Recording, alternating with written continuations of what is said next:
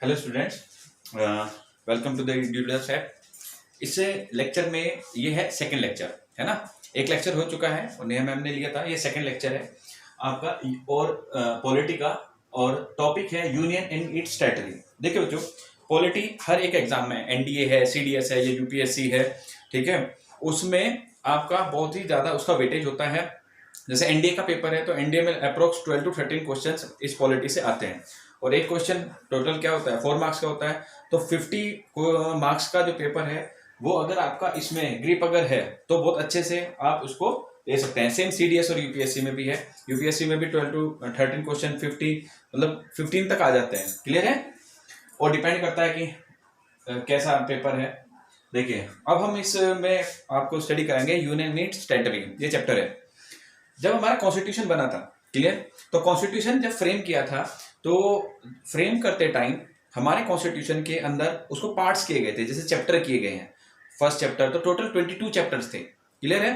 तो हमारे जो कॉन्स्टिट्यूशन है उसमें टोटल 22 पार्ट्स थे, और हर एक पार्ट में कुछ लिखा हुआ है, ठीक है। तो पार्ट 1 जो है उसमें आर्टिकल्स हैं। क्लियर है। तो टोटल पॉइंट्स जैसे हैं, तो टोटल उस टाइम जब आपका कॉन्स्टिट्यूशन बना था तो 395 आर्टिकल्स थे, जिसे हिंदी में अनुच्छेद बोलते हैं। तो आर्टिकल टोटल 395 थे। हर एक आर्टिकल में कुछ ना कुछ लिखा है, ठीक है ना, जो आपको कॉन्स्टिट्यूशन में लिखा गया और उसे इंडिया को फॉलो करना होता है। उसी के अकॉर्डिंग, कॉन्स्टिट्यूशन के अकॉर्डिंग हमारा कंट्री रन करता है। कॉन्स्टिट्यूशन क्या है, हमारी कंट्री का एक सेट ऑफ रूल्स है। क्लियर है। जिसके अकॉर्डिंग कंट्री को चलाना होता है। तो जब हमारा ओरिजिनल कॉन्स्टिट्यूशन था तो उसके अंदर 22 पार्ट्स थे। पार्ट्स ऐसे समझो जैसे चैप्टर थे। फिर उन पार्ट्स में कुछ लिखा हुआ था। जैसे फर्स्ट पार्ट था तो उसमें टोटल आर्टिकल्स थे कुछ, तो टोटल आर्टिकल जो थे बच्चों वो थे 395 आर्टिकल्स। क्लियर। और 8 शेड्यूल थे। 8 क्या थे, शेड्यूल। अब हम आर्टिकल को पार्ट वाइज स्टडी करेंगे। क्लियर है। तो सबसे पहले जो फर्स्ट पार्ट था उसमें आर्टिकल, ठीक है ना, काफी सारे आर्टिकल थे, है ना। तो अब हम उस फर्स्ट पार्ट के आर्टिकल 1 to 4 स्टडी करेंगे। क्लियर। आर्टिकल 1 में क्या है, आर्टिकल 2 क्या है, आर्टिकल 3 क्या है, आर्टिकल 4 क्या है। जैसे सबसे पहले जो आर्टिकल 1 है वो ये बताता है कि इंडिया का नाम क्या होना चाहिए, स्टेट्स के नाम क्या होने चाहिए। तो इंडिया के नाम में सबसे पहला कंफ्यूजन था। क्लियर। कि इंडिया का नाम भारत रखें, इंडिया रखें, हिंदुस्तान रखें, है ना। तो इसमें सबसे बड़ा जो प्रॉब्लम थी, ठीक है ना, वो ये थी कि सबसे ज्यादा जो वोट, या आप ये कहते हैं कॉन्स्टिट्यूएंट असेंबली जो कॉन्स्टिट्यूशन बना रही थी, तो वो कुछ लोग थे इंडिया के पक्ष में, कुछ थे भारत के पक्ष में। तो इसको मिक्स करके एक नाम रख दिया गया। तो फर्स्ट आर्टिकल हमारा जो डील करता है वो नेम ऑफ द स्टेट से डील करता है, और टाइप ऑफ पॉलिटी से डील करता है। पॉलिटी से मतलब है इंडिया एक क्या होगा, सेंटर होगा, यूनियन होगी, उसमें सेंटर से कंट्रोल चलेगा, मोदी जी कंट्रोल करेंगे, उनके अंडर में सारे चीफ मिनिस्टर्स होंगे, चीफ मिनिस्टर के पास अपनी पावर होंगी, है ना। वो सब क्या होते हैं, पॉलिटी होती है। तो आर्टिकल 1 जो है वो क्या बताता है, वो है India that is Bharat shall be the union of India. Clear है। तो इंडिया भी रखा, भारत भी रखा, तो इंडिया दैट इज भारत, ठीक है ना। तो ये जो भारत है वो क्या होगा, यूनियन ऑफ इंडिया होगा। क्या होगा, यूनियन ऑफ इंडिया। देखिए 2 वर्ड होते हैं, एक होता है यूनियन ऑफ इंडिया और एक होता है फेडरेशन, है ना। यहां पर ये मैंने लिखा है कि इंडिया यूनियन है, फेडरेशन नहीं है। फेडरेशन क्या होता है, जैसे अमेरिका है तो अमेरिका के जो स्टेट्स हैं, है ना, जैसे वाशिंगटन है, फ्लोरिडा है, वो स्टेट्स हैं, उनमें आपस में एग्रीमेंट है। क्या है, एग्रीमेंट। वो एक एग्रीमेंट के तहत आपके एक साथ आए और उन्होंने इकट्ठा होके, कुछ राज्यों ने इकट्ठा होके एक देश बना दिया, है ना।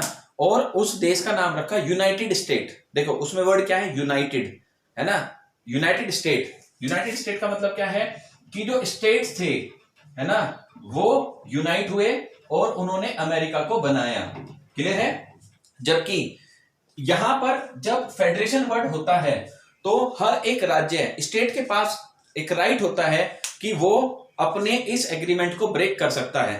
नॉर्मली ब्रेक नहीं करते, है ना वो, लेकिन क्या होता है, एक राइट होता है कि वो चाहे तो अलग जा सकता है। लेकिन यूनियन ऑफ इंडिया में क्या है कि आपके जो राज्य हैं, जैसे अभी इंडिया के अंदर टोटल 29 स्टेट्स हैं। क्लियर है। तो उनके पास वो राइट नहीं है कि आंध्र प्रदेश अगर चाहे तो जा सकता है अलग, या ये सपोज करो आसाम है तो वो अलग जा सकता है, जम्मू कश्मीर है तो वो अलग जा सकता है। हर एक स्टेट के पास वो राइट नहीं है। स्टेट को कंपलसरी एक यूनियन का पार्ट रहना पड़ेगा। क्लियर है। तो हम क्या है, इंडिस्ट्रक्टिबल यूनियन, है ना, क्या है, इंडिस्ट्रक्टिबल यूनियन, है ना। लेकिन हाँ, जो हमारे राज्य हैं उनमें आप काट छाट कर सकते हैं। जैसे उत्तर प्रदेश से छोटा सा पार्ट काट के आप उत्तराखंड बना सकते हो, है ना। मध्य प्रदेश से आप छोटा सा पार्ट काट के क्या बना सकते हो, छत्तीसगढ़ बना सकते हो। बिहार से पार्ट काट के क्या बना सकते हो, झारखंड बना सकते हो। तो हमारे जो स्टेट हैं, जो राज्य हैं, वो क्या है, डिस्ट्रक्टेबल हैं, मतलब उनको आप डिस्ट्रक्ट कर सकते हो, तोड़फोड़ कर सकते हो उनके साथ। लेकिन यूनियन ऑफ इंडिया के साथ आप तोड़फोड़ नहीं कर सकते हो। तो एक लाइन है कि इंडिया क्या है, इंडिया क्या है, indestructible union of destructible state. ये लाइन लिख लेना, इंडिस्ट्रक्टेबल यूनियन है, यूनियन को कोई नहीं तोड़ सकता, लेकिन स्टेट को हम तोड़ सकते हैं। तो indestructible union of destructible state. चलो, ये था हमारा फर्स्ट आर्टिकल। आर्टिकल 1 के अंदर हमारी जो एक वर्ड यूज हुआ है वो हुआ है टेरिटरी ऑफ इंडिया। देखो, टेरिटरी ऑफ इंडिया जो यूज है उसमें 3 चीजें आती हैं, है ना। टेरिटरी ऑफ इंडिया में आती है, पहले तो सारे स्टेट आएंगे, फिर यूटी आएगी, और तीसरा पार्ट जो होता है वो आता है जो इंडिया आने वाले टाइम में एक्वायर कर सकता है। जैसे कुछ पाकिस्तान का हिस्सा अगर तोड़ के अपने पास मिला ले तो वो एक्वायर्ड स्टेट होंगे ना, है ना। इंडिया ने काफी स्टेट जो है आफ्टर 1947 एक्वायर किए हैं, जैसे गोवा है ना, दमन एंड दीव है ना, पुडुचेरी है, ये सब फॉरेन टेरिटरीज थी, है ना। ये जैसे कि दमन एंड दीव है, दादरा एंड नगर हवेली है, ये किसकी आपके किसके अंडर में थे, ये थे पोर्चुगीज के अंडर में। तो इंडिया ने 1961 में उसको अपने पार्ट बना लिया। वैसे तो 1954 में ही वो क्या हो गए थे, आजाद हो गए थे। ऐसे ही पोंडुचेरी जो था फ्रेंच कॉलोनी था, फ्रेंच का उस पे क्या था, कब्जा था, तो इंडिया ने उसको भी अपनी टेरिटरी बनाया है। तो वे फॉरेन टेरिटरीज थी। तो अगर हम टेरिटरी ऑफ इंडिया वर्ड बोलते हैं तो इस टेरिटरी ऑफ इंडिया में सारे तो स्टेट आएंगे, सारे यूनियन टेरिटरी आएंगी, और ये क्या होगा, एक्वायर्ड टेरिटरी या एक्वायर्ड कोई भी आप क्या करें, टेरिटरी या स्टेट बाय द इंडिया। ये 3 चीजें आती हैं अगर मैं टेरिटरी ऑफ इंडिया बोलता हूं वर्ड तो। क्लियर। तो ये था हमारा आर्टिकल 1। तो आर्टिकल 1 डील करेगा नेम से, स्टेट से और पॉलिटी से। उस टाइम क्या चलेगी। आर्टिकल 2 क्या है, देखिए आर्टिकल 2 ये कहता है कि इंडिया कैन एडमिट और establish a new state. 2 word आ गए, एक आ गया एडमिट और एक आ गया स्टैब्लिश। एडमिट से मतलब ये है कि इंडिया का जो पूरा हिस्सा है, ये इससे बाहर का कोई है, ये इंडिया आपका इंडिया हो गया बच्चों, ठीक है, सही बनाया ना इंडिया। देखो, आपने पाकिस्तान से कुछ हिस्सा तोड़ना चाहते हो, बांग्लादेश से तोड़ना चाहते हो, बर्मा से तोड़ना चाहते हो, बर्मा का इतना सा हिस्सा तोड़ के अपने अंदर मिला लो, ठीक है ना। मतलब इंडिया की ऑलरेडी टेरिटरी का जो पार्ट नहीं है, आर्टिकल 2 उससे डील करता है, ठीक है। बाहर से कुछ चीज या बाहर से कोई भी स्टेट अपने स्टेट का हिस्सा बना लेना, अपने इन कंट्री का हिस्सा बना लेना, उसको बोलते हैं एडमिट और स्टैब्लिश। तो यहां वर्ड है इंडिया कैन एडमिट और स्टैब्लिश अ न्यू स्टेट। मतलब यहां बर्मा से तोड़ लो, चाइना से तोड़ लो, पाकिस्तान से तोड़ लो, श्रीलंका से ले लो, ठीक है ना, और आपका बांग्लादेश से ले लो, है ना, और उस जमीन के हिस्से को नया स्टेट बना लो। क्लियर है। अब यहां पे एडमिट का मतलब जैसे एडमिशन होता है इंडिया के अंदर, इन टेरिटरीज का एडमिशन हो गया, है ना। स्टैब्लिश करना, है ना, इन दोनों में समझिए, एडमिशन और स्टैब्लिशमेंट में ये वो चीजें हैं जो इंडिया से बाहर के हिस्से को आप अपने स्टेट का हिस्सा बनाएंगे। क्लियर है, इंडिया का हिस्सा बनाएंगे। आर्टिकल 3 क्या है, एडमिशन का मतलब होता है कि ऐसा कोई स्टेट जो पहले से स्टैब्लिश हो। स्टैब्लिशमेंट का मतलब होता है जो स्टैब्लिश नहीं है पहले से। क्लियर है, होना चाहिए फॉरेन टेरिटरी, है ना। आर्टिकल 3 क्या है, ये कहता है कि आप नया स्टेट बना सकते हो, फॉर्मेशन ऑफ न्यू स्टेट। ये इंडिया के अंदर होगा, जो भी कुछ होगा ये इंडिया के अंदर है, ये इंडिया के बाहर वाली टेरिटरी के बारे में है कि बाहर वाली टेरिटरी को आप एडमिट कर सकते हो, स्टैब्लिश कर सकते हो, और इसमें हिस्सा बना के कोई भी राज्य का नाम रख सकते हो। क्लियर है। इंडिया के अंदर आर्टिकल 3 आता है। आर्टिकल 3 कहता है कि नए स्टेट बनाओ, जैसे मैंने अभी बताया, उत्तराखंड बना लो, उत्तर प्रदेश को काट के, आंध्र प्रदेश को काट के तेलंगाना बना लो। क्लियर है। और जैसे झारखंड है वो किससे कट के बना, बिहार से कट के बना। तो ये सारे क्या कर रहे हो, आप नए स्टेट बना रहे हो, है ना। आप 2 स्टेट को मर्ज करके बना सकते हो, आप एक स्टेट को तोड़ के बना सकते हो। ये आर्टिकल 3 आपका राइट देता है। तो आप नई स्टेट बना सकते हो, आप किसी स्टेट का एरिया बढ़ा भी सकते हो और घटा भी सकते हो। एरिया कैन बी, है ना, इंक्रीज और डिक्रीज। बाउंड्री को अल्टर कर सकते हो। ये वर्ड थोड़े क्लियर नहीं लिखे, लेकिन मैं बिल्कुल क्लियर बोल रहा हूं। आप किसी भी स्टेट की बाउंड्री को क्या कर सकते हो, अल्टर कर सकते हो। ये बाउंड्री अल्टर लिखा है, क्लियर है। आप किसी भी स्टेट का नाम चेंज कर सकते हो, क्लियर है। जैसे उत्तर प्रदेश का नाम पहले यूनाइटेड प्रोविंस था, है ना, अब क्या हो गया, उत्तर प्रदेश हो गया, है ना। ऐसे ही आपका जो उत्तराखंड था, उसका नाम पहले क्या था, ये उत्तरांचल था, क्या था, उत्तरांचल, फिर उत्तराखंड हो गया, क्लियर। तो आप किसी स्टेट का नाम बदल सकते हो। तो यहाँ पे वर्ड क्या है, आप नई स्टेट बना सकते हो, एरिया बढ़ा और घटा सकते हो, किसी भी स्टेट की बाउंड्री चेंज कर सकते हो, और किसी स्टेट का नाम बदल सकते हो। इन सारे काम को करने के लिए आपको प्रेसिडेंट की एक्सेंट चाहिए। अगर आपको ऐसा बिल आपको इंट्रोड्यूस करना है राज्यसभा में या लोकसभा में, ऐसे बिल को कि अगर आप किसी स्टेट का नाम बदलना चाह सकते हो, तो पहले प्रेसिडेंट की हाँ चाहिए। प्रेसिडेंट इनको क्या करेगा, राज्यसभा और लोकसभा में, तब इसको आप भेज सकते हो। लेकिन प्रेसिडेंट इससे पहले सारे के सारे जो स्टेट है, क्योंकि स्टेट का इशू है, तो स्टेट से के पास ऐसा बिल भेजता है कि आप इससे सहमत है या नहीं। हम आपके नाम हम स्टेट के पास भेजेगा, लेकिन स्टेट जो है, ठीक है ना, वो इसको हाँ कहें या ना कहें, है ना, इसका फर्क प्रेसिडेंट पर नहीं पड़ेगा। मतलब जो प्रेसिडेंट की जो स्टेट की एडवाइस है, वो सिर्फ रिकमेंडेटरी होती है नेचर में, कंपलसरी नहीं है, मैंडेटरी नहीं होती। प्रेसिडेंट आपकी जो स्टेट है उसकी सलाह माने या ना माने, वो उसके हाथ में है, क्लियर है, समझ गए या नहीं। अब अगर आप किसी स्टेट का, जैसे यहाँ का आप नाम बदलना चाहते हो, तो प्रेसिडेंट आपसे पूछेगा एक बार, आप उसे जो भी एडवाइस देंगे नॉर्मली मान लेते हैं, लेकिन प्रेसिडेंट क्या है, इसके लिए क्या है, बाइंडिंग नहीं है वो एडवाइस जो आपका स्टेट देगा। प्रेसिडेंट उसको माने या ना माने वो उसकी मर्जी है, क्लियर है। फिर वो प्रेसिडेंट कहां पे इंट्रोड्यूस करेगा बिल, राज्यसभा और लोकसभा में। अगर आप आर्टिकल 2 और 3 में ऐसा कुछ करना आर्टिकल 3 में ऐसा करना चाहते हो, तो आर्टिकल 4 क्या कहता है, आर्टिकल 4 सिर्फ ये कहता है कि अगर आप सेकंड और थर्ड अमेंडमेंट के थ्रू कुछ काम कर रहे हो, आर्टिकल 2 और 3 वाले जो काम हैं उन्हें करते टाइम, अगर आपकी कोई नया स्टेट बनाना है ना, तो वो आर्टिकल 368 जो है वो क्या है, अमेंडमेंट का है, अमेंडमेंट ऑफ द कॉन्स्टिट्यूशन। और आपको पता है संविधान में बदलना, संविधान को बदलना ये बड़ा टफ काम है। अमेंडमेंट अगर करना है तो टफ काम होता है, उसमें हर हाउस की 2/3 मेजोरिटी चाहिए, और 2/3 मेजोरिटी लोकसभा, 2/3 मेजोरिटी राज्यसभा, है ना, और फिर प्रेसिडेंट 2/3 मेजोरिटी भी आपको आना चाहिए। 100 मेंबर अगर हैं तो हाफ से ज्यादा मेंबर प्रेजेंट होने चाहिए, 51 या 60 मेंबर आने चाहिए, तब ये 2/3 वाला कंसेप्ट लगता है। ऐसा नहीं 100 मेंबर की एक आपकी काउंसिल है राज्यसभा और उसमें से 85 मेंबर आए, सॉरी 20 मेंबर आए, तो 2/3 वाला कंसेप्ट नहीं लगता, समझ गए, कोई क्लियर है ना। अब ये तो हो गया काम। ये कहता है कि 360 जो 8 आर्टिकल है वो अमेंडमेंट ऑफ द कॉन्स्टिट्यूशन है, और ये बहुत टफ काम है। 2 और 3 अगर पार्लियामेंट आर्टिकल 2 और 3 के अंडर कोई काम करती है, नया स्टेट लेती है, बाहर से हथियाती है कोई, तो वो आर्टिकल 368 के अंडर में नहीं आएगा। वो एक सिंपल क्या होगा, एक सिंपल काम होगा, सिंपल मेजोरिटी से हो जाएगा, क्लियर है।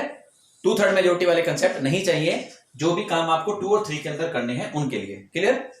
ये हुआ आपका स्टेट का। फिर से बताता हूं, 2 जो है वो एडमिशन और establishment of the new state है, वो बाहर की टेरिटरी को अंदर लेना, वो आर्टिकल 2 के अंदर में आता है। चलो जी, ये था हमारा आर्टिकल 1 to 4। अब देखिए आर्टिकल 1 to 4 जो है वो स्टेट के बारे में हो गया। अब यहां पर क्या है, काफी सारी चीजें जब हमारे स्टेट बने थे, है ना, तो टोटल जो स्टेट बनाए गए हमारे, वो कॉन्स्टिट्यूशन में इंट्रोड्यूस करा दिया गया। तो 1950 में जब हमारा संविधान आया, ठीक है ना, 26 फरवरी 1950 में जब हमारा संविधान आया, तो उसमें हमारे राज्य जो थे वो 4 कैटेगरी में थे, है ना, category A, category B, category C, category D. आपको पता है जब 1950 था, 1950 था, है ना, या 1947 था, तो दो तरीके के क्या होते थे, प्रोविंस होते थे। एक जो ब्रिटिश कंट्रोल होते थे, एक प्रिंसली स्टेट होते थे जो राजाओं के अंडर में आते थे। क्लियर? तो जो राजाओं के अंडर में आते थे वो छोटी छोटी रियासतें होती थी, जैसे एक शहर है तो उस शहर का कोई राजा होगा, तो ऐसे छोटे छोटे शहर मिला के 552 प्रिंसली स्टेट थे। क्लियर है? जिनमें इंडिया के अंदर एडमिट किए गए 549 जो सरदार वल्लभ भाई पटेल थे, हमारे पहले जो गृह मंत्री थे, उन्होंने हर एक राजा के पास गए और उन्हें कहा कि आप इंडिया का पार्ट बन जाइए, इंडिया आजाद होने वाला है। क्लियर? तो 549 जो राजा थे उन्होंने मान लिया कि हम इंडिया का पार्ट बन जाते हैं। क्लियर? ब्रिटिश प्रोविंस जो थे वो तो इंडिया का पार्ट बन ही गए थे, समझ गए या नहीं? अब जैसे ब्रिटिश प्रोविंस जैसे बॉम्बे था, है ना, बॉम्बे, मद्रास, ये सब ब्रिटिश प्रोविंस थे, वो तो इंडिया के अंदर आने ही थे।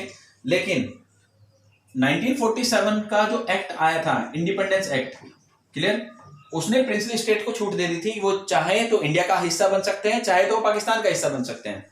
क्लियर है?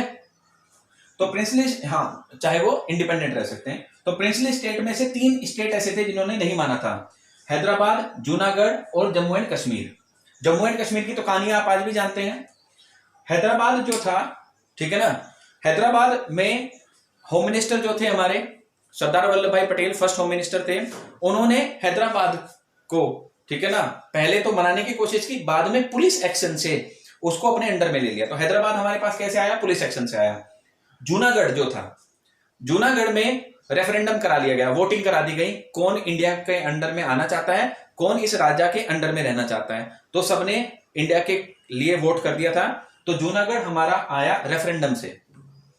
जम्मू कश्मीर हमारा आया इंस्ट्रूमेंट ऑफ एक्सेशन से, जो राजा हरि सिंह ने साइन की थी जवाहरलाल नेहरू के साथ कि आप हमें अपने अंडर में ले लीजिए, हम इंडिपेंडेंट नहीं रहना चाहते, और हमारे 3 काम, ठीक है ना, कौन कौन से? Defence, communication and foreign affairs आज से आपके होंगे।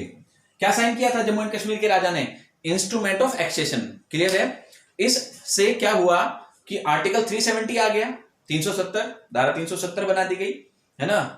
और आर्टिकल 370 क्या था कि जम्मू एंड कश्मीर एक अलग होगा, इंडिया का स्टेट तो होगा, लेकिन सिर्फ इंडिया के पास वो 3 चीजें काम कर सकता है इंडिया। पहला, उनकी डिफेंस की जिम्मेदारी हमारी थी, नॉर्मली पाकिस्तान से ही बचाना था उनको, तो नेहरू जी ने डिफेंस अपने हाथ में लिया। कम्युनिकेशन मतलब क्या होता है, वहां का जो रेलवे होगा, जम्मू एंड कश्मीर का अलग से रेलवे नहीं होगा, इंडियन रेलवे होगा। पोस्ट ऑफिस इंडियन पोस्ट लिखा जाएगा, जम्मू एंड कश्मीर पोस्ट नहीं लिखा जाएगा। कम्युनिकेशन में यही आता है, जैसे रेलवे है, ट्रांसपोर्टेशन है, ठीक है ना, वो सब। तो कम्युनिकेशन हमारा होगा। ऐसे ही foreign affairs, Jammu and Kashmir अपने बिहाफ पर कोई फॉरेन ट्रीटी नहीं कर सकता, सारे के सारे फॉरेन अफेयर्स जो होंगे जम्मू एंड कश्मीर के, वो किसके हाथ में होंगे? इंडिया के हाथ में होंगे, है ना। ये साइन किया था राजा हरि सिंह ने, किसके साथ? नेहरू जी के साथ। और जम्मू एंड कश्मीर जो हमारा हिस्सा बना था वो इंस्ट्रूमेंट ऑफ एक्सेशन से बना था। तो हैदराबाद हमारे पास कैसे आया था? पुलिस एक्शन से। जूनागढ़ आया था हमारे पास रेफरेंडम से, और जम्मू एंड कश्मीर हमारे पास आया था इंस्ट्रूमेंट ऑफ एक्सेशन से। क्लियर? जिसमें डिफेंस, कम्युनिकेशन और फॉरेन अफेयर्स, ये 3 चीजें इंडिया के हाथ में आ गई थी, है ना। अब देखिए, तो 1947 में ब्रिटिश प्रोविंस और प्रिंसली स्टेट मिला के इंडिया बना दिया गया। इंडिया को बनाने के बाद जो राज्य थे वो 4 कैटेगरी में डिवाइड कर दिए गए, ए, बी, सी और डी, 4 कैटेगरी हमारी बना दी गई राज्यों की, है ना। पहले जो कैटेगरी ए के जो आपके राज्य थे, है ना, 1950 में जब संविधान आया तो कैटेगरी 4 बना दी गई।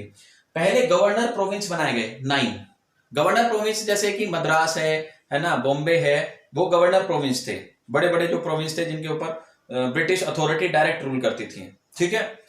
उनको एक कैटेगरी में डाल दिया। जो हमारे राजाओं के, छोटे छोटे राजाओं के जो आपके एरिया थे, उनको कैटेगरी बी में डाल दिया, जिनको प्रिंसली स्टेट के नाम से दे दिया। फिर सी थे चीफ कमिश्नर प्रोविंस, सी कैटेगरी में थे चीफ कमिश्नर प्रोविंस, जैसे कि इंडिपेंडेंट एक ब्यूरोक्रेट उसको हैंडल करता हो, है ना, समझ गए ना, कोई पॉलिटिकली इलेक्टेड आदमी नहीं, है ना, सेलेक्टेड आदमी, जैसे गवर्नमेंट सर्वेंट जो ऑफिसर है, चीफ कमिश्नर प्रोविंस जो थे उन पे बैठा दिए गए। डी में अंडमान एंड निकोबार रखा गया। जैसे कैटेगरी ए में जो आपके गवर्नर प्रोविंस थे, मैं उनके नाम बोल रहा हूं, आप लिख लेना। तो जो गवर्नर प्रोविंस थे उनके जो नाम है, ठीक है, पहली कैटेगरी में जो नाम है वो आसाम, लिखते जाना, Bihar, Bombay, Madhya Pradesh, Madras, Orissa, Punjab, United province and West Bengal. Clear. जो प्रिंसली स्टेट कैटेगरी बी थी उसमें थे हैदराबाद, जम्मू एंड कश्मीर, मध्य भारत, मैसूर, पटियाला, राजस्थान, सौराष्ट्र, ट्रावनकोर और विंध्य प्रदेश। ये भी टोटल 9 थे। ए और बी कैटेगरी में 9 थे टोटल। जब सी कैटेगरी थी, जो चीफ कमिश्नर प्रोविंस थे, उनमें टोटल 10 थे। वो चीफ कमिश्नर प्रोविंस कौन थे? अजमेर, भोपाल, बिलासपुर, कुछ, कुरुम, दिल्ली, हिमाचल प्रदेश, कच्छ, मणिपुर, त्रिपुरा। और जो डी थी मैंने उसमें बताया कि अंडमान एंड आपके जो निकोबार थे वही थे। क्लियर। तो ये हमारी 4 कैटेगरी हो गई। अब आता है कि जब हमारी ये स्टेट बन गई, 4 कैटेगरी में डिवाइड कर दिया गया, तो लेकिन थोड़े टाइम बाद दिक्कतें आने लगी। दिक्कतें ये थी कि हर एक स्टेट की जो लैंग्वेज थी वो कुछ की अलग थी, कुछ की अलग थी। जैसे कि अब ये है पंजाबी था, तो पंजाब जो था उसमें हिमाचल प्रदेश पूरा आता था और हरियाणा पूरा आता था। तो पंजाब के जो लोग थे वो पंजाबी बोलते थे, है ना। जो प्लेन एरिया था पंजाब का, जैसे वो पहले हरियाणा था, मतलब पंजाब था, हरियाणा नहीं था, है ना। तो पंजाब के अंदर पंजाबी बोलते थे, जो प्लेन के लोग थे वो हरियाणवी बोलते थे, है ना। फिर पहाड़ों की जो लैंग्वेज थी वो अलग थी। तो आपस में जो लोग थे, ठीक है ना, वो कंफर्टेबल महसूस नहीं कर रहे थे। तो हर एक जो, क्योंकि आजादी वाला मुद्दा तो छिन गया था, पहले पूरा इंडिया यूनाइट होकर आजादी के खिलाफ लड़ा, सॉरी आजादी के लिए लड़ा, है ना, ब्रिटिशर से। जब आपका हमें इंडिपेंडेंस मिल गई तो दिक्कत क्या आई थी? दिक्कत यह आई थी कि कुछ जो पॉलिटिकल पार्टीज थी, छोटी छोटी पॉलिटिकल पार्टीज, उनके पास जो इश्यूज थे, मुद्दे थे, वो खत्म हो गए थे, क्योंकि अंग्रेज तो चले गए थे। अब वो कैसे दिखाएं अपनी जनता को कि हम उनके मुद्दों पर लड़ाई कर रहे हैं? तो पंजाब में मास्टर तारा सिंह थे, उन्होंने अकाली दल के जो नेता थे, उन्होंने कांग्रेस के खिलाफ क्या किया, अपना एक हमेशा मिशन चलाया। उन्होंने पहले पंजाबी सूबे को लेकर चलाया कि हमें पंजाबी सूबा चाहिए, मतलब पंजाब चाहिए, हरियाणा को निकालो यहाँ से, हिमाचल प्रदेश को यहाँ से निकालो, है ना। हरियाणा और हिमाचल प्रदेश एग्जिस्टेंस में नहीं थे, हरियाणा नहीं था, ठीक है ना। हरियाणा तो बाद में बना, पहले वो पंजाब का ही हिस्सा था, ठीक। इसी वजह से आज भी उनकी कैपिटल क्या है, सेम है, चंडीगढ़ है। तो तारा सिंह जो थे अकाली दल के नेता थे, पंजाब के लिए वो चाहते थे कि पंजाबी सूबा बने, है ना, और यहाँ पर सिर्फ पंजाबियों का, पंजाब का राज हो, है ना। और कुछ टाइम, मतलब कुछ इनिशियली तो उसको अलग देश बनाने की मांग हो गई थी, ठीक है। तो पहले अलग देश बनाने की मांग हुई, फिर अलग से उसको पंजाबी सूबा बनाने की मांग हुई। ऐसे ही डिफरेंट डिफरेंट मुद्दे उठाते गए, क्योंकि मुद्दे था ही नहीं अंग्रेजों के जाने के बाद। तब जब छोटे छोटे जो स्टेट थे, ठीक है ना, वहां भी ऐसी आवाजें उठने लगी कि जो जो हम एक लैंग्वेज बोलते हैं, हमें अलग अलग राज्य बनाओ। तो सारी जो डिमांड थी वो क्या थी कि एक भाषा बोलने वाले जो लोग हैं वो एक राज्य में रहेंगे। ये पॉलिटिकल पार्टियों ने मुद्दे बना लिए थे, ठीक। तो स्टेट बनाने थे। अब एक लैंग्वेज जो है, अगर वो एक स्टेट की है तो थोड़ा ठीक भी होता है, एडमिनिस्ट्रेशन करने में आसानी होती है, एडमिनिस्ट्रेटिव कन्वीनियंस होती है। लेकिन अगर आप हर एक राज्य को पॉलिटिकल एक यूनिट बना देंगे लैंग्वेज वाइज, तो इंडिया वैसे डिवाइड हो जाएगा। अब जो तेलुगु बोलता है वो हिंदी वाले से बात ही नहीं करेगा, है ना। तो वो क्या हो जाएंगे, सेपरेशन आ जाएगा, जो हमारे किसके लिए खतरा था, यूनिटी के लिए खतरा था। तो ऐसे फिर कमीशन बनानी गई, स्टार्ट कर दी। तो पहली जो कमीशन बनी वो नेहरू जी ने बनाई 1953 में, और उसका नाम था धार कमीशन, ठीक है ना। धार कमीशन को कहा गया कि एक बार चेक करके बताओ कि हमें लिंग्विस्टिक बेसिस पे प्रोविंस बनाना ठीक है या नहीं है। तो उन्होंने अपनी लिंग्विस्टिक प्रोविंस कमीशन थी, ये थी लिंग्विस्टिक प्रोविंस कमीशन। पहली कमीशन धार कमीशन थी 1948 में जून महीने में। किसने बनाई थी? जवाहरलाल नेहरू ने। क्लियर है। तो जवाहरलाल नेहरू ने कहा कि आप मुझे बताओ कि भाषा के आधार पर राज्य बनाना ठीक है। तो धार कमीशन ने नेहरू जी को मना कर दिया और ये कहा कि जो है हमेशा जो राज्य बनेगा वो एडमिनिस्ट्रेटिव कन्वीनियंस के हिसाब से बना, ताकि रूल अच्छा कर सके उसके हिसाब से बनाओ, लैंग्वेज कोई आधार नहीं है। फिर भी बात थोड़ी, उन्होंने धार कमीशन की जो रिपोर्ट थी उसको मान तो लिया, लेकिन फिर अपने आप इन्वॉल्व हुए, एक अलग से कमीशन बनाया जिसको बोलते हैं जेवीपी कमीशन। और 4-5 महीने बाद ही, ये जून 1948 की बात है, दिसंबर 1948 में जेवीपी कमीशन बनाया गया। जिसमें जे है जवाहरलाल नेहरू, वी है वल्लभ भाई पटेल जो होम मिनिस्टर थे हमारे, और पी है पोटी श्रीरामुलु। ठीक है, ये 3 नाम थे। इन तीनों ने बैठे और इन्होंने भी डिस्कस किया कि अगर हम लिंग्विस्टिक बेसिस पर आपका राज्य बनाने लगेंगे तो इंडिया क्या हो जाएगा, डिवाइड हो जाएगा। ठीक है, अलग अलग देशों की मांग आने लगेगी थोड़े दिन बाद। तो उन्होंने भी क्या कर दिया, लिंग्विस्टिक जो फैक्टर है उस बेसिस पे स्टेट को ऑर्गेनाइज करना, इस थ्योरी को डिनाई कर दिया गया। फिर नेक्स्ट है अक्टूबर 1953 में, है ना, अक्टूबर 1953 में 1948 में धार कमीशन बना था, मेरे दिमाग से निकल गया। हाँ जी, 1953 अक्टूबर में पहला राज्य आंध्र प्रदेश बना, मद्रास से काट के आंध्र प्रदेश बनाया गया, जो लिंग्विस्टिक फैक्टर पे बनाया गया था। तो पहला स्टेट जो लिंग्विस्टिक बेसिस पे बनाया गया वो 1953 में आंध्र प्रदेश बन गया। और जैसे ही आंध्र प्रदेश बना, लोगों की डिमांडें बहुत तेजी से हो गई, पंजाब में हो गई, है ना, साउथ में हो गई, ईस्ट साइड में बहुत सारी डिमांड उठने लगी कि हमारे भी राज्य बनाइए। उसके बाद दिसंबर 1953, देखो अक्टूबर में 1953 में आंध्र प्रदेश बना, दिसंबर 1953 में एक कमीशन बनाया गया जिसको बोलते हैं फैजल अली कमीशन। फैजल अली कमीशन ने भी यही काम किया कि लिंग्विस्टिक बेसिस होना चाहिए या नहीं, लेकिन उन्होंने एक्सेप्ट किया कि अगर आप लिंग्विस्टिक बेसिस पर प्रोविंस बनाओगे तो वो अच्छा होगा।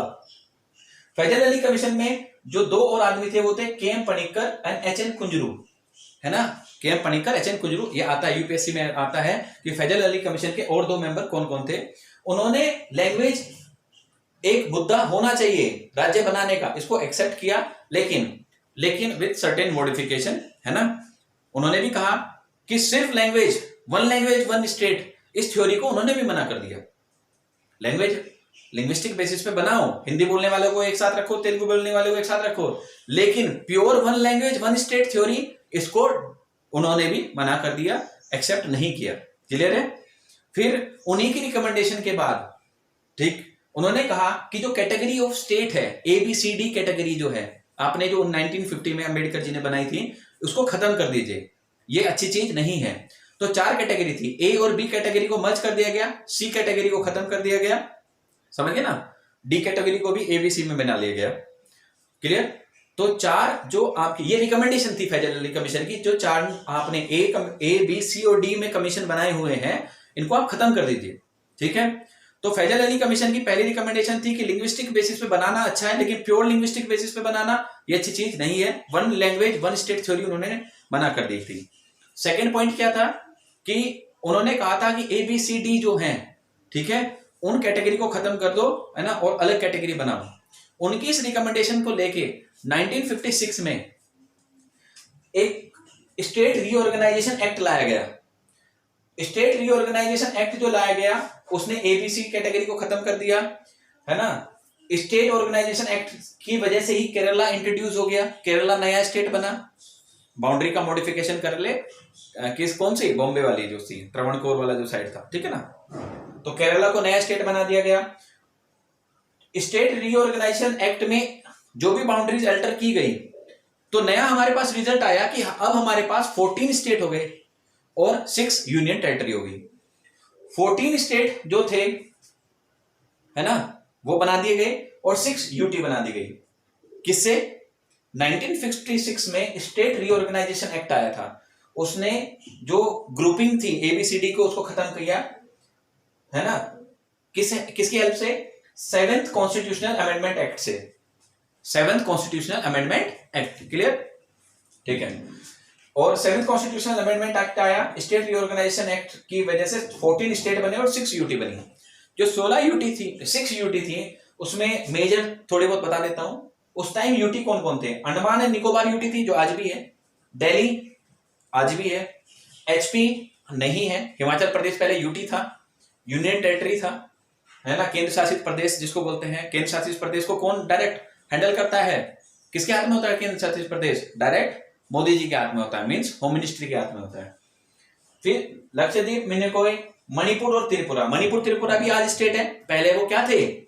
पहले वो 1956 में यूटी बनाए गए थे। क्या बनाए गए थे? यूटी। बाद में उन्हें यूटी से निकाल के क्या बना दिया गया? एक स्टेट बना दिया गया। क्लियर है। तो 1956 तक हम आ गए। तो 1956 में कौन थे? नेहरू जी, तो नेहरू जी के अंडर में स्टेट रीऑर्गेनाइजेशन एक्ट आ गया, है ना, और आपका 14 स्टेट और 6 यूटी बने। लेकिन थोड़े ही दिन बाद, ठीक है, बॉम्बे के अंदर आवाज उठने लगी, जो बॉम्बे था, ठीक है ना, उसको ये साइड जो थी वो बॉम्बे थी, है ना, महाराष्ट्र नहीं था पहले, बॉम्बे था, कर्नाटक भी उसमें आता था, गुजरात भी उसमें आता था, क्लियर है। तो पहला कट जो किया गया वो बॉम्बे से गुजरात बनाया गया, बॉम्बे से क्या बनाया गया, कट करके गुजरात। तो 1960 में, इधर आ जाओ, 1960 के अंदर 15th स्टेट जो बनाया गया वो पहला कौन सा था, गुजरात था। अब याद रखना है कि 14th स्टेट कहां तक बन गए थे, हाँ भाई, जो 1960 है, देखो ध्यान से, 1960 में जो 15th स्टेट बना था, 15वां स्टेट जो बना था वो कौन बना था, गुजरात। 14 तो पहले ही आ गए थे, ठीक है ना। जो 14 स्टेट थे और 6 यूनिटी थी वो कहां थी, बोलो भाई, जो 6 यूनिटी थी वो किसके अकॉर्डिंग बनी थी, स्टेट रीऑर्गेनाइजेशन एक्ट 1956। तो 1960 से कहानी स्टार्ट हो जाती है, पहला 15वां स्टेट कौन सा बना, गुजरात। फिर 1961 में आपको पता है 1954 में पोर्चुगीज जो थे वो यहां से चले गए थे, कहां से, दादर एंड नगर हवेली, ये रहा दादर एंड नगर हवेली इधर केस में, अरेबियन सी में, समझ गए ना। तो दादर एंड नगर हवेली पर ये किसका राज था, ये था पोर्चुगीज का। दमन एंड दीव पर, गोवा पर, ये गोवा है, ये दमन एंड दीव है, इन सब पर पोर्चुगीज का राज था। इधर था पुडुचेरी, तो पुडुचेरी पे किसका राज था, फ्रेंच का। तो 1954 में पोर्चुगीज यहां से चले गए थे, हम कब आजाद हुए थे, 1947 है। 1954 तक पोर्चुगीज के डायरेक्ट अंडर में था Dadar and Nagar Haveli, Daman and Diu, Goa, ठीक है। इन सब को 1954 में पोर्चुगीज खाली करके चले गए थे, लेकिन 1961 तक लोगों की सहमति से ही पोर्चुगीज वहां पर टिके रहे थे, वही हैंडल करते थे सब कुछ, वही राजा थे उस टाइम तक। लेकिन 1961 में इंडिया ने प्रेशराइज किया किस एरिया को, दमन एंड दीव को, अरेबियन सी में ना ये, दमन एंड दीव, दादर एंड नगर हवेली, है ना, एंड गोवा। तो देखो यहां पे 1961 में पोर्चुगीज के अंडर में जो दादर एंड नगर हवेली था उसको हमारे संविधान में, कॉन्स्टिट्यूशन के अंदर 10th अमेंडमेंट किया गया, 10वां अमेंडमेंट किया गया, क्लियर है। और क्या बना दिया गया, एक मतलब अपना हिस्सा बना लिया गया। 1961 में गोवा एंड दमन दीव भी पोर्चुगीज के अंडर में था। हमने संविधान में कौन सा संशोधन किया, कौन सा अमेंडमेंट किया कॉन्स्टिट्यूशन में, 12th अमेंडमेंट। ये क्वेश्चन आते हैं कि 10th अमेंडमेंट से कौन इंडिया का हिस्सा बना, तो 10th अमेंडमेंट से दादर एंड नगर हवेली किसका हिस्सा बना, इंडिया का। दादर एंड नगर हवेली किसके अंडर में था, पोर्चुगीज। ऐसे ही गोवा एंड दमन दीव भी किसके अंडर में था, पोर्चुगीज के अंडर में था, क्लियर है। और कौन से अमेंडमेंट से इंडिया का हिस्सा बना, 12th अमेंडमेंट से। ऐसे ही पुडुचेरी जो था वो फ्रेंच एस्टेब्लिशमेंट था, फ्रेंच के अंडर कंट्रोल था। 1962 में ये किसकी पॉलिसी थी सारी, नेहरू जी की, 1961 1962 में, ठीक है ना। ये सारी चीजें हमने बाहर से ली हैं, है ना। एक खास बात बता देता हूं, ये सब फॉरेन टेरिटरी थी जो इंडिया ने ऑक्यूपाई कर ली है, ठीक है ना। पहले इंडिया का पार्ट नहीं थी जब वो आजाद हुआ था इंडिया, गोवा इंडिया का पार्ट नहीं था, ठीक है।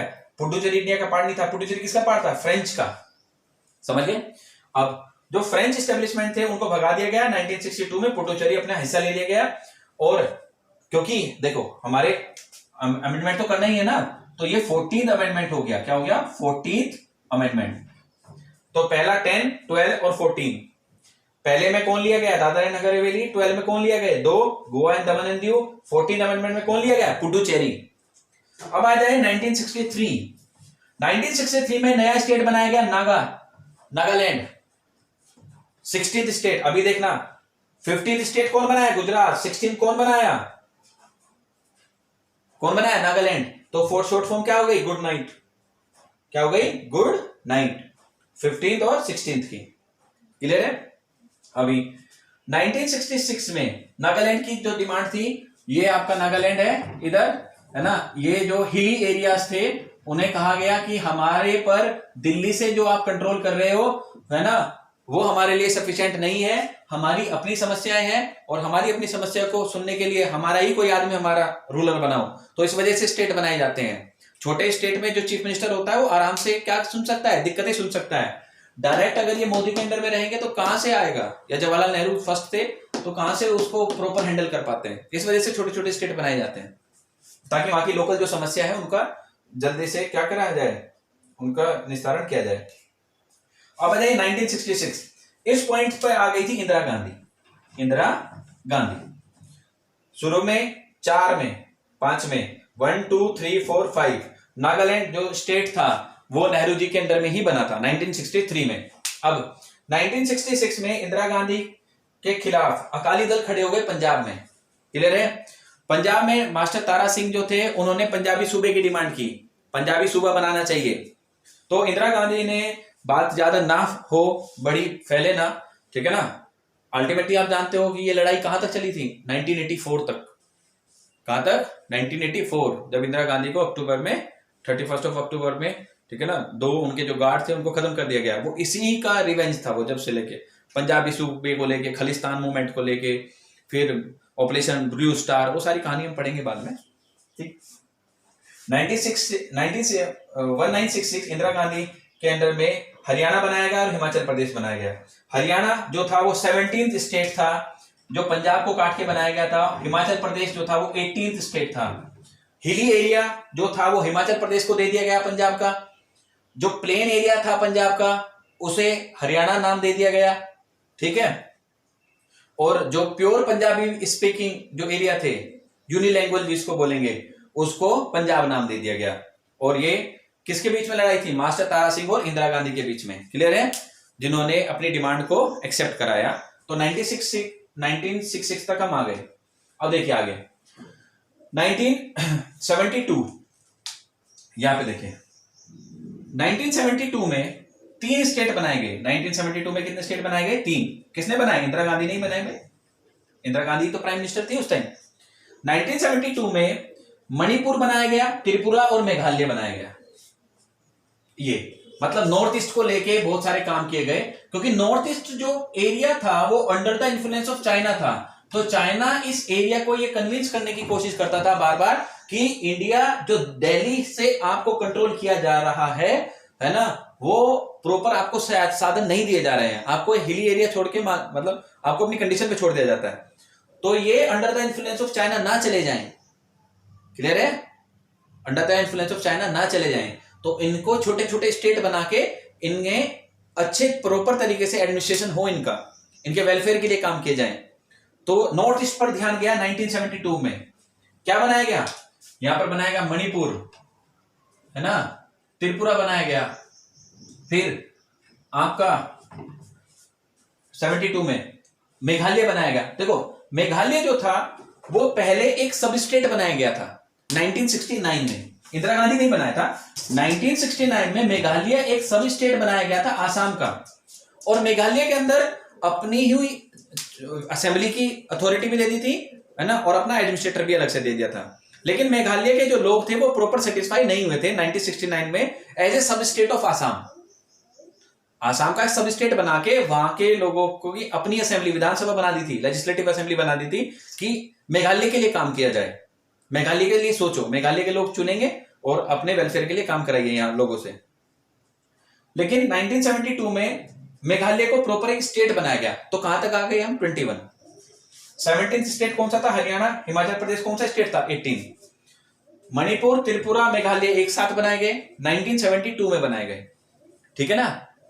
एमटीएम देखो, मणिपुर पहले बनाया गया है, मेघालय पहले बनाया गया, याद रखना। फिर मिजोरम भी आएगा।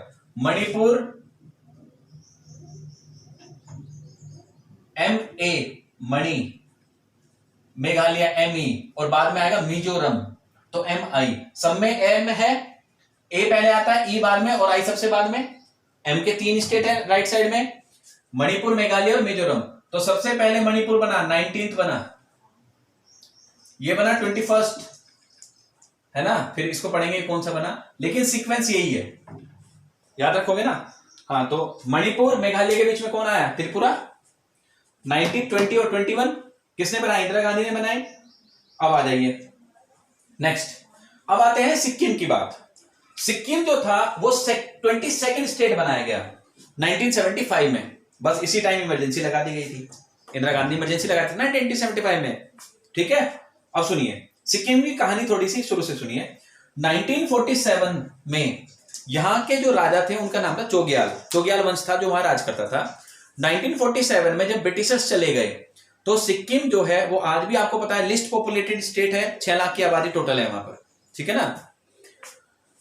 तो 1947 में इंडिया को प्रोटेक्टोरेट बना दिया गया, जो हम उनका क्या करेंगे, प्रोटेक्ट करेंगे, उन्हें कोई दिक्कत होगी तो हम उनको प्रोटेक्ट करेंगे। तो प्रोटेक्टोरेट स्टेट हो गया वो हमारा 1947 में, ब्रिटिशर्स के जाने के बाद वो हमारे अंडर में आ गया, उनकी प्रोटेक्शन हमारी जिम्मेदारी होगी। लेकिन जो वहां के जो लोग थे, क्लियर है, कहां के, सिक्किम के, वो इंडिया का पार्ट बनना चाहते थे। तो 1974 में 35th अमेंडमेंट आया संविधान में। हमने कौन सा अमेंडमेंट आया, 35th, आर्टिकल 2A जोड़ा गया और 10th शेड्यूल बनाया गया। 10th शेड्यूल में कौन सा आर्टिकल जोड़ा गया, उसकी वजह से 22A, और कौन सा अमेंडमेंट, 35th अमेंडमेंट, और उसको एक दर्जा दिया गया एसोसिएट स्टेट का, आर्टिकल 2A जोड़ के यहां पे जो मैंने आर्टिकल 1, 2 दिया, तो 2A, ए का मतलब है जब भी आर्टिकल के सामने ABC आ जाए, जैसे मैंने अभी कहा 2A, 2 तो मैंने पढ़ाया था, क्या था, एडमिशन और एस्टेब्लिशमेंट ऑफ न्यू स्टेट, मैंने 2A जोड़ा, तो 2A किसका था, एसोसिएट स्टेट। एसोसिएट स्टेट जो था वो संविधान में नहीं था, तो एसोसिएट स्टेट वर्ड जो आया वो इंदिरा गांधी ने 35th अमेंडमेंट किया और एसोसिएट स्टेट वर्ड आया, ठीक है ना, जो 10th शेड्यूल के अकॉर्डिंग आया 1974 में, क्लियर है। लेकिन यहां पर भी वहां के जो लोग थे वो सेटिस्फाई नहीं हुए, उन्हें प्रॉपर स्टेट बनाना था। तो 1975 अगले ही साल 36th अमेंडमेंट किया इंदिरा गांधी ने संविधान में, और सिक्किम को 22nd स्टेट बना दिया गया, समझ गए। तो सिक्किम हमारा कौन सा राज्य बना, 22nd। 1947 में चोग्याल वंश वहां पे राज करता था जो उसमें, और 1947 में जब ब्रिटिशर्स चले गए तो चोग्याल हमारे अंडर में आ गए। उन्होंने अपने आप ही कहा कि हमें आप प्रोटेक्टोरेट बना लीजिए, हमारी प्रोटेक्ट कीजिए हमें। 1974 में 35th amendment 2A article introduce किया गया, एसोसिएट स्टेट बनाया गया सिक्किम को, फिर उसके बाद फुल स्टेट बनाया गया सिक्किम को 36th अमेंडमेंट से। अब देखिए जी 1987 यहां पे कौन आ गए, राजीव गांधी। राजीव गांधी कब गद्दी पर बैठ गए थे, 1984 में, after the death of Indira Gandhi, है ना। तो 1987 में जब राजीव गांधी आ गए तो हाँ जी, उन्होंने क्या बनाया, उन्होंने बनाया मिजोरम, अरुणाचल प्रदेश और गोवा, है ना। मिजोरम, अरुणाचल प्रदेश और गोवा, ये तीन क्या बनाए गए, ये तीन बनाए गए स्टेट।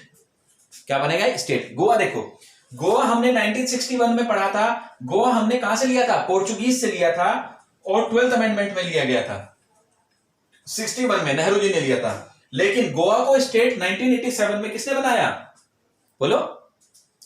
1987 में गोवा को स्टेट बनाया राजीव गांधी ने, क्लियर है। उससे पहले अरुणाचल और मिजोरम की एक कहानी सुनो। अरुणाचल प्रदेश आप जानते हो ये है, चाइना से टच है, ब्रह्मपुत्र एंटर होती है अरुणाचल प्रदेश में, होती है ना, ब्रह्मपुत्र नदी अरुणाचल प्रदेश में एंटर होती है। तो ये वाला जो पार्ट है, ये वाला किससे टच है, चाइना से, क्लियर है। अरुणाचल प्रदेश और मिजोरम जो थे उन दोनों को कंबाइन बोलते थे NEFA, निफा, north east frontier agency. North east क्यों बोलेंगे, आपको डायरेक्शन तो याद है, ये क्या है, ईस्ट, ये वेस्ट, ये नॉर्थ और ये साउथ ऐसे है। तो ये हिस्सा जो होगा इसको क्या बोलेंगे, कौन सी डायरेक्शन बोलेंगे, नॉर्थ ईस्ट। क्या बोलेंगे, थोड़ी ज्योग्राफी बता दी मैंने यहाँ पे, ईस्ट साइड में लेकिन नॉर्थ तरफ है, तो इस एरिया को क्या बोलेंगे, नॉर्थ ईस्ट। तो ये हमारा नॉर्थ ईस्ट पार्ट था, कौन सा पार्ट था, नॉर्थ ईस्ट, और इसका नाम दिया था नॉर्थ ईस्ट फ्रंटियर एजेंसी, पहले इसका नाम था। तो नॉर्थ ईस्ट फ्रंटियर एजेंसी को तोड़ दिया गया था, इंदिरा गांधी ने तोड़ा था, 1972 में तोड़ा था, जब ये मणिपुर, त्रिपुरा और मेघालय बनाए थे, बात समझ में आई। तो नॉर्थ ईस्ट फ्रंटियर एजेंसी को ब्रेक करके मिजोरम और अरुणाचल प्रदेश बनाए थे, और इन्हें यूटी बनाया गया था, केंद्र शासित प्रदेश बनाया था, डायरेक्ट इन पे केंद्र का राज था, सेंटर का कंट्रोल था। तो नॉर्थ ईस्ट फ्रंटियर एजेंसी को तोड़ के कौन बनाए गए थे, मिजोरम और अरुणाचल प्रदेश। कब बनाए थे, 1972 में, इंदिरा गांधी ने। उनके बेटे ने 1987 में इन दो को, मिजोरम और अरुणाचल प्रदेश को, क्लियर है, क्या बनाया, मिजोरम को बनाया 23rd, अरुणाचल को बनाया 24th। देखो याद रखने के लिए मैंने बताया था मणिपुर 19th है, ये 21 है, और ये क्या हुआ 23, तो बीच में एक एक का गैप है 90, 20, 21, 22। तो 21 कौन था, त्रिपुरा डाल देना, और 22 कौन है, सिक्किम। तो ये क्या है एम, ये क्या है मणिपुर, ई और आई से पहले ई आता है, तो ये क्लियर रहेगा। चलो जी, तो मिजोरम, अरुणाचल प्रदेश और गोवा। मिजोरम और अरुणाचल प्रदेश पहले एग्जिस्टेंस में नहीं थे। ये कौन ना लाया, इनको अरुणाचल प्रदेश नहीं बोलते थे, नॉर्थ ईस्ट फ्रंटियर एजेंसी बोलते थे। तो नॉर्थ ईस्ट फ्रंटियर एजेंसी को तोड़ के 2 टुकड़े किए, एक टुकड़े का नाम मिजोरम रखा, एक का नाम अरुणाचल प्रदेश रखा। कब रखा, 1972। किसने रखा, इंदिरा गांधी ने। अब आ जाइए अटल बिहारी वाजपेयी पर। 2000 में अटल बिहारी वाजपेयी ने हमारे जो बड़े बड़े स्टेट थे उनको तोड़ा गया, है ना, 23, 24 और 25। देखिए 26, 27, 28 प्रॉपर वीडियो रोककर लिखना है कि 2000 आ गया। 2000 में सर ने क्या नाम लिया, अटल बिहारी वाजपेयी लिया नाम। अटल बिहारी वाजपेयी के नाम क्या है, 3 स्टेट बनाने का श्रेय है, छत्तीसगढ़, ठीक है, झारखंड और उत्तराखंड। तो छत्तीसगढ़ हमारा 26th स्टेट था, मैंने सी लिखा है सिर्फ खाली, है ना। छत्तीसगढ़ हमारा कौन सा था, देखिए छत्तीसगढ़, फिर हमारा क्या था उत्तराखंड, और फिर था झारखंड। छत्तीसगढ़ 26 था, उत्तराखंड हमारा 28 था, 27, और झारखंड हमारा क्या था, झारखंड कहां से बनाया गया, बिहार से। उत्तराखंड कहां से बनाया गया, यूपी से, उत्तर प्रदेश से। छत्तीसगढ़ कहां से बनाया गया, मध्य प्रदेश से। तो 26 और 27, और ये किस आर्टिकल के अंडर में चल रहा है, हम एक स्टेट को बाउंड्री क्या कर रहे हैं, एक स्टेट से 2 स्टेट बना दे रहे हैं। तो किस आर्टिकल के अंदर हम काम कर रहे हैं, आर्टिकल 3, क्योंकि ये इंडिया के हिस्से में से बनाए जा रहे हैं। आर्टिकल 3 काम कर रहा है यहाँ पे, ठीक है ना। नई स्टेट बनाना अपने स्टेट में से, तो आर्टिकल 3 है। नई स्टेट बनाना बाहर से ला के जमीन, है ना, बाहर की जमीन हथिया के एक तरीके से मान लिए, तो वो आर्टिकल 2 है। चलो जी 23, 24, 25 यहां तक आ गए। 26, 27, 28 अटल बिहारी वाजपेयी कवर हो गए। अब आ जाइए तेलंगाना। 2014 किसकी गवर्नमेंट थी, मनमोहन सिंह। तो तेलंगाना बना दिया गया, क्या बना दिया गया, तेलंगाना, ठीक है ना। मनमोहन सिंह थी या हमारे क्या थे, मोदी जी। ये आपका होमवर्क है। 2014 में तेलंगाना किसने बनाया, मोदी जी ने बनाया या किसने बनाया था, मनमोहन सिंह ने बनाया था। तो 2014 तेलंगाना, ठीक है ना। अब आता है अभी जो आर्टिकल 370 को अबोलिश किया गया है, धारा 370 हटाई गई है। ये आपका होमवर्क है पूरा। आर्टिकल 370 क्या बनाया गया है, जो आपका जम्मू कश्मीर वाला हिस्सा है, ये लद्दाख रीजन है, लद्दाख रीजन को क्या बनाया गया, यूनियन टेरिटरी बनाया गया। और क्या काम किया गया, वो आपका होमवर्क है। क्लियर है। तो हमने कब से पढ़ा, हमने 1950 से स्टार्ट किया था। 1950 में जब कॉन्स्टिट्यूशन बना था तो हमारी कैटेगरी कितनी थी, 4, ए बी सी डी, है ना। तो ए बी सी डी में मैंने बताया। फिर स्टेट रीऑर्गेनाइजेशन एक्ट आया 1956 में, उसमें 14 स्टेट बना दिए गए, है ना। और कितनी यूटी बनाई गई, 6 यूटी। ये 14 स्टेट जो थे, इनमें बढ़ा के हमने आज कितने कर दिए, हमने 29। कितने कर दिए हैं, 29। कुछ जवाहरलाल नेहरू ने किए, कुछ इंदिरा गांधी ने किए, कुछ राजीव गांधी ने किए, कुछ अटल बिहारी वाजपेयी ने किए, और मनमोहन सिंह ने भी किए। और अब आर्टिकल 370 किसने हटाया, मोदी जी ने हटाया। इसमें तो कोई दिक्कत नहीं है। वहां पर देख लो, ये एक बार मैं बोल देता हूं, ये 14 स्टेट थे, इनको भी लिख लेना, इंपॉर्टेंट नहीं है। चलो जी, 14 स्टेट जो स्टेट रीऑर्गेनाइजेशन एक्ट में बनाए 1956 में, पहला है आंध्र प्रदेश, सेकंड आसाम, अब लिख लीजिए, आसाम के बाद बिहार, बॉम्बे, जम्मू कश्मीर, केरला, मध्य प्रदेश, मद्रास, मैसूर, उड़ीसा, पंजाब, राजस्थान, उत्तर प्रदेश, वेस्ट बंगाल। तो टोटल स्टेट थे 14। आपको क्लियर हो गया।